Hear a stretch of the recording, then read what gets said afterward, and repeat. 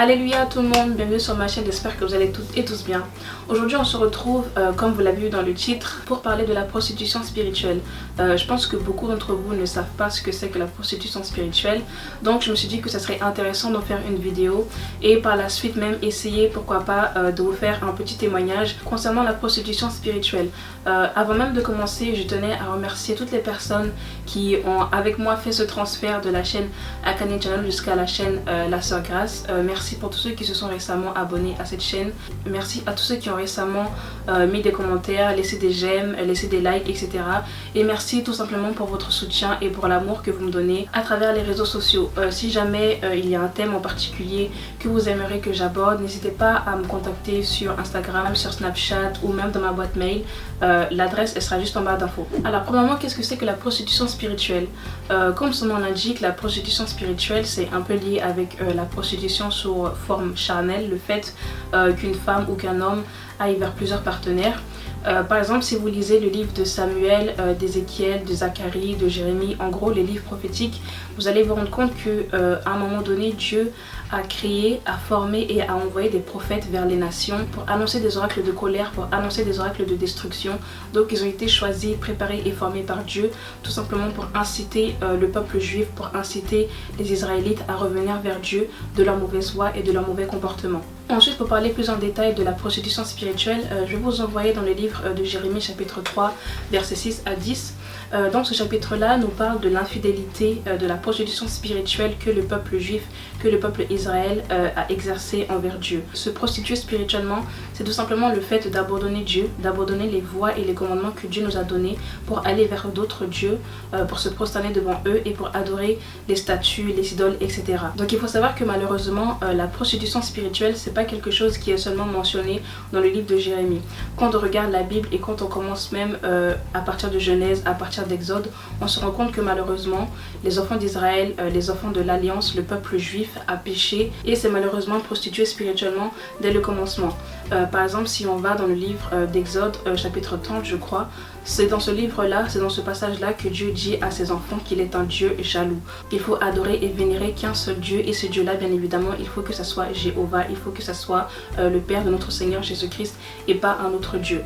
Toujours dans le livre d'Exode, si on retourne un peu en arrière, on voit que la première forme de prostitution spirituelle qui est apparue dans la Bible, c'était quand Moïse était sur la montagne sainte. Lorsqu'il communiquait directement avec Dieu, en son absence, les enfants d'Israël ont mis leur or ensemble. Lorsqu'ils ont rassemblé tous leurs bijoux et tous leurs effets pour construire, pour créer un veau d'or et pour l'adorer. Cet exemple-là, par exemple, c'était la première forme de prostitution spirituelle.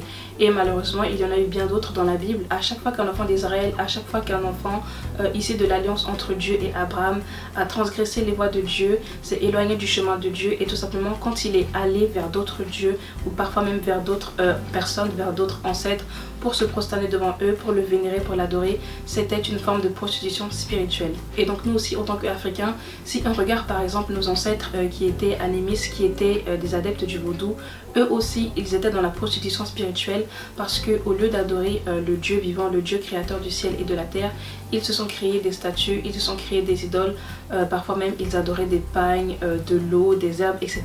Ça aussi c'était de la prostitution spirituelle. La métaphore ou plutôt la parabole que Dieu a utilisée ici, c'était l'exemple de l'homme et de la femme. Comme vous le savez, une fois qu'un homme et une femme sont mariés devant Dieu et devant les hommes, ils ne font qu'une seule chair. De la même manière, lorsque un chrétien céleste ou un chrétien tout court, catholique, évangéliste, peu importe, donne sa vie à Christ, ce chrétien-là et Christ ne forment qu'une seule et unique chair. Donc on peut dire qu'ils sont liés, on peut dire qu'ils sont mariés. Si par exemple un chrétien se lève demain et va adorer une statue, ou par exemple s'il va au pays pour pratiquer le vaudou, pour pratiquer d'autres formes de religion que celles que Dieu a données, c'est de la prostitution spirituelle. Et je tiens vraiment à mettre en lumière le fait que la prostitution spirituelle, le fait d'adorer un autre Dieu, c'est l'un des pires péchés, si ce n'est pas le plus gros péché qu'un chrétien céleste peut commettre. Dieu étant le créateur du ciel et de la terre, étant le créateur des eaux, des arbres, de la nature, des êtres vivants, il faut lui donner la majesté, il faut lui donner la gloire qu'il mérite. Dieu a créé toutes choses, donc comment un être humain peut se lever et aller adorer quelque chose que soit lui-même a créé, soit quelque chose que Dieu a créé. C'est pour ça qu'il faut faire attention à tous ces tableaux, à toutes ces chaînes qu'on a souvent dans l'église. Je sais que chez les catholiques, parfois, ils adorent des tableaux de la Vierge ou des statues de la Vierge. Je sais que parfois chez les chrétiens célestes, on a le crucifix, on a la croix du Christ. Il faut faire attention à ne pas rentrer dans la prostitution spirituelle. Parce que quand vous prenez un objet et que vous lui donnez la gloire de Dieu, c'est de la prostitution.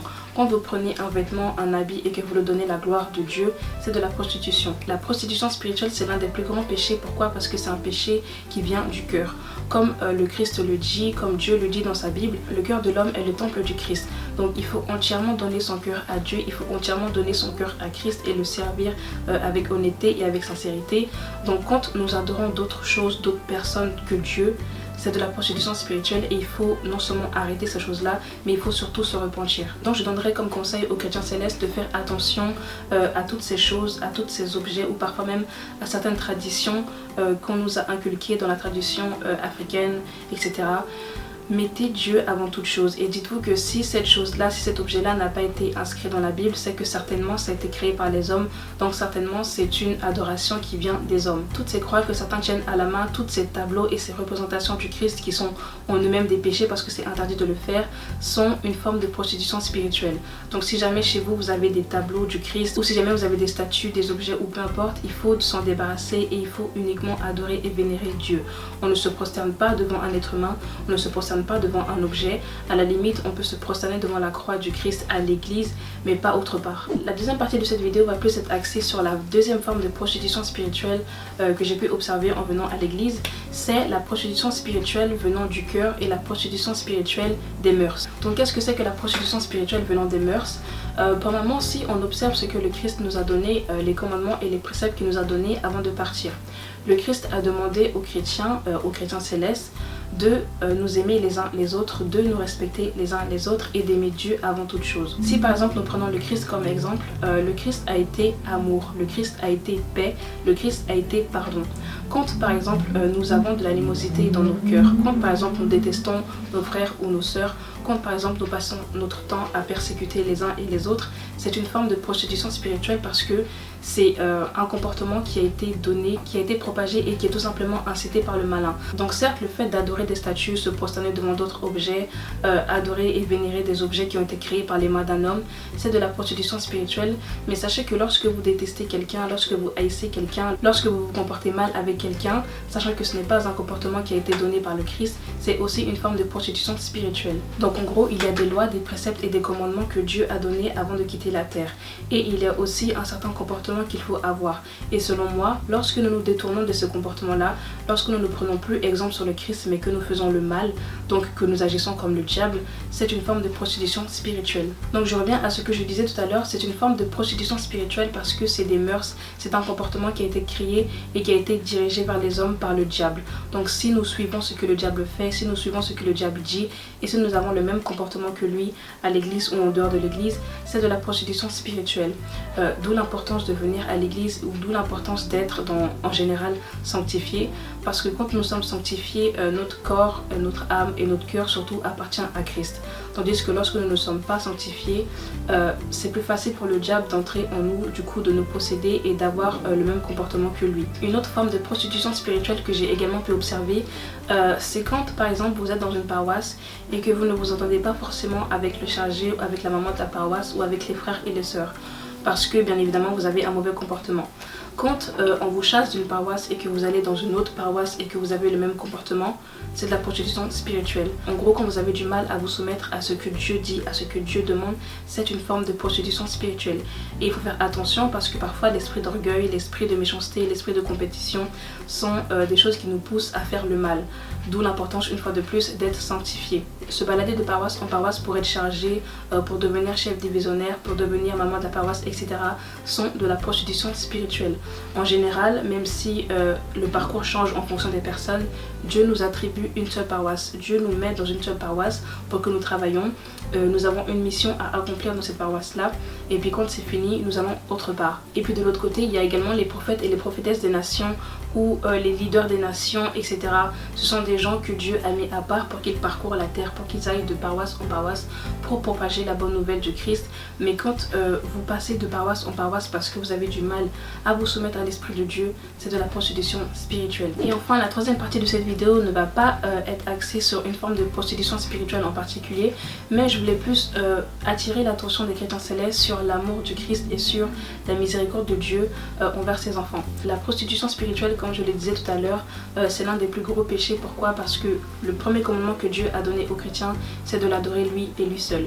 Dieu a également dit qu'il était un Dieu jaloux, donc il ne voulait pas qu'on le partage, en gros. Malgré le fait que Dieu a dit à ses enfants qu'il était le créateur du ciel et de la terre, qu'il fallait le vénérer, l'adorer de génération en génération, Dieu, dans sa miséricorde et dans sa bonté infinie, a quand même pardonné aux enfants d'Israël, a quand même pardonné aux enfants qui étaient dans le désert et leur a quand même donné une deuxième chance. J'aimerais attirer votre attention sur l'amour immense et la miséricorde immense que Dieu a usé envers ses enfants. Quand on lit la Bible attentivement, en étant concentré et en étant en esprit, que ce soit du livre de Genèse ou que ce soit jusqu'à Apocalypse, que ce soit des enfants issus d'Abraham ou que ce soit la descendance tout au long de la Bible, tous les enfants d'Israël, tous les enfants de Dieu et tous les enfants qui étaient issus de l'alliance à l'origine n'ont pas respecté ses voies et ses commandements, et pourtant Dieu, dans sa miséricorde et dans sa bonté infinie, il les a appelés à revenir vers lui, il les a appelés et incités à être sur le bon chemin, à devenir des enfants obéissants, et malgré sa colère, il les a quand même sanctifiés et pardonnés.